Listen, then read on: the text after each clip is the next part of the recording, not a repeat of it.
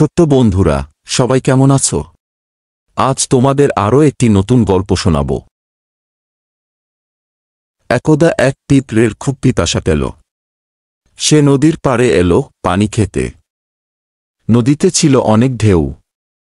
যখন পিঁপড়া পানি খেতে নদীতে মুখ দিল, তখন একটা ঢেউ পিঁপড়াটিকে ভাসিয়ে নিয়ে গেল। গাছের ডালে বসেছিল এক ঘুঘু।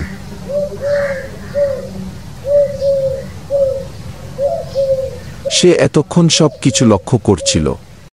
সে ভাবল পিঁপড়াটিকে বাঁচাতে হবে। সে একটা পাতা ফেলে দিল পিঁপড়াটার সামনে। পিঁপড়া সাঁতরে পাতার উপরে উঠল। ঘুঘু পাতাটা ঠোঁটে তুলে ডানায় এনে রাখল। পিঁপড়ার প্রাণ বেঁচে গেল। অনেকদিন পর এক শিকারী এলো নদীর পাড়ে। তার হাতে ছিল তীর আর ধনুক। সে গাছের ওপর ঘুঘুটাকে দেখল। শিকারী ঘুঘুর দিকে তীর তাক করল। পিঁপড়াটি সব দেখছিল।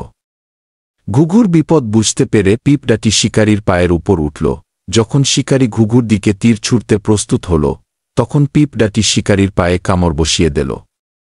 তখন শিকারীর নিশানা ব্যর্থ হল। এই সুযোগে ঘুঘুটি উড়ে চলে গেল। ঘুঘুটির প্রাণ বেঁচে গেল। পিঁপড়া ও ঘুঘু হয়ে গেল বন্ধু। এই গল্প থেকে আমরা কি শিখলাম? বিপদের বন্ধুই প্রকৃত বন্ধু।